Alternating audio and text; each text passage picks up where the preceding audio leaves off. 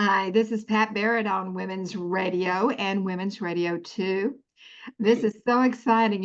Women's Radio 2 has a special mission, and our guest is really a part of that mission, is the way I see it. It's really to get men and women to come together and really co-create together to find solutions for some of the difficult problems that we're facing in the world, find good solutions. We can do this. But we need to be able to get together first. And our guest today, who you've heard from before, if you've been listening, is Christine Baumgartner. Christine is a relationship coach par excellence. She is the best, and she is so passionate about it, which is one reason why I enjoy doing these so much. So I hope that you're enjoying it as much as I am. But today we still have a little touch of something we want to cover about relationships in business. Now, one of the things that happens more currently in business, because so many more women are now in business, are something called reviews. So you have men reviewing women. I don't even know how that really goes. I fortunately don't have to work in corporations. And then you have women reviewing men. That's a little scary too. So Christine said she'd be willing to tackle that because she has coached some people in this area. And I thought before we move back into more personal relationships, which we're going to do next week, it's going to be very interesting, that Christine would share with us some good ideas about if we're in those positions or we are good friends with somebody's in those positions, what are some of the things that we should be remembering? How can we make that turn out well? And actually, that's going to come all the way back to the mission I said that we're moving into, where men and women are working together. So welcome, Christine Baumgartner. Thank you for coming again, yet again. And every Thank, time we continue to learn more. I'm so grateful to you. thank you, Pal. I'm grateful for you giving me this forum to talk about these subjects that are so important. And when you were saying how much you enjoy it, I'm thinking, oh my gosh, I enjoy this so much. I look forward to it every time because it's always feels like very important subjects that are really scintillating. And yes, how can we work better in all areas, personal, professional, friends, romantic, in more of a partnership where if we think, how can I make this other person's life better today? What's going to help them be better today? If both people have that in the front of their mind, it would be such a different world that we live in. And it's certainly my battle cry when I'm talking to clients, whether they're looking for somebody or already with somebody personally, or they're working on a business relationship. And figuring out if they're other person's equally as committed to having a true partnership is also essential. So you're learning to assess. We've talked so much about all the different personality tests you can take, and if you suggest it to the other people at your work to find out what are the priorities to them, how did they learn, what's their most comfortable way of learning, what kind of tools do they need, what kind of space, when's their best time during the day to work, then we stop working at cross purposes. We stop butting heads as much. And then to say, gosh, maybe I'm with people that I've done all these things and they're not willing. Maybe it's not the right place for you, that you need to find another place where people are more committed to this.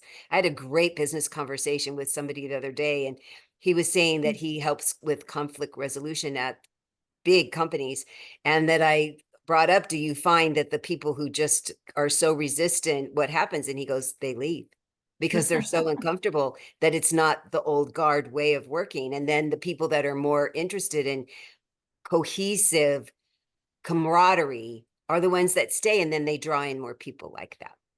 So if you are working in some sort of a company where reviews are common or mandatory, Mhm. the thing that I always found that works really well is to have both people fill out the review, whether it's the person that's going to do the reviewing, it's also the person that's being reviewed, that you get asked the same questions, whatever they are, if it's, 1 page or 10 pages, that it's all the same questions, and that you answer them truthfully and honestly as a learning experience, not as scolding. not as you're going to get chastised when you show up. It's kind of like in relationships, men hate when women say we got to talk. I think sometimes reviews can feel that way, that all you think they're going to do is point out your bad things and the things you did wrong. Where I think it's really, I mean, if that's all there is on the review, then this is not the right person, at least in that position, and maybe not in that company. And wouldn't that be important to learn? And generally, to not soft pedal things, but to look at, are they contributing? Do you feel like you're contributing? That is the number one thing. The other thing I talked about with this gentleman was he coaches a lot of the younger people. And I learned and was so surprised that feeling like they have a purpose, like they belong, like they matter was really important to them. And I guess when I think about it, it's not as surprising, but I was pleased to hear that they are so committed to that. And that it's important to find out, well, what is it they want to do? What is it that would make them feel important and included? And what is it you're expecting from them in order to have you feel like you think they're important and that they're doing a good job? I mean, that's really the point of a review.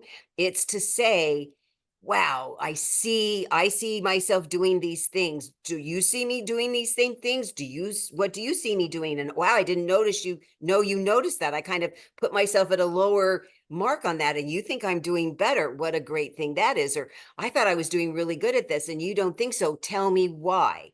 To have a learning, growing. That's the point of reviews. Boy, the first few times I had them, they did not feel that way at all. All I felt was like I was getting scolded by a errant parent or What did you do? yes, it was terrible. And what'd you do? So did you leave? No, because my No, self-confidence was not as. put up with that. Mhm. But I would now, boy, I would certainly have spoken up.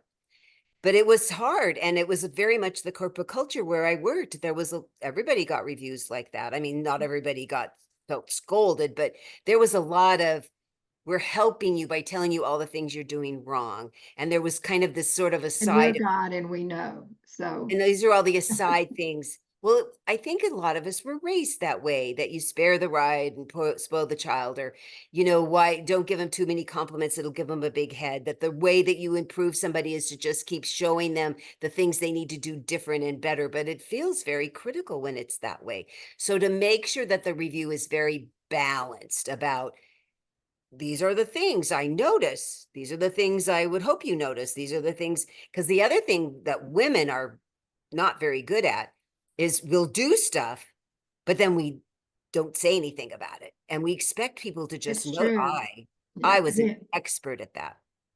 And women don't ask for things that they need. They don't know how to ask for raises. They, No. I think there's but business is such a good teacher, isn't it? So if you say, gosh, now I have to actually write stuff down that I did. I mean, I have two women now, because I told the second one about the first one, and now both of them are spending half their coaching time with me on their personal life and the other half on their business life, because they're intending to get higher in their company. Right, right. And I have them speaking up about this in a very, here's the facts. Look at, I did this and this was the benefit to the company. Just wanted you to know.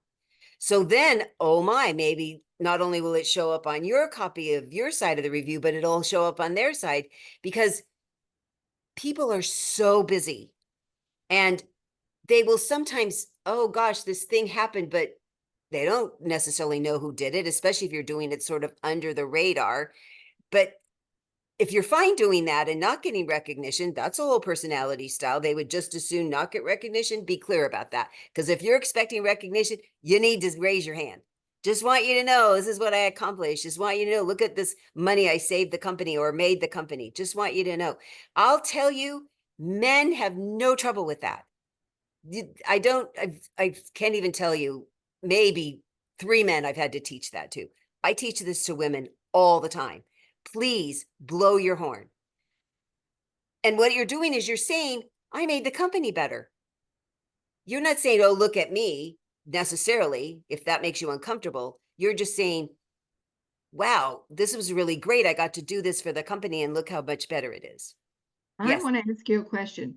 sure. Going back to the ones that you did about the personality test, do you also, while you're going through these things, particularly like reviews, I'm sure, I'm certain that it pays to really understand the person who's doing the review.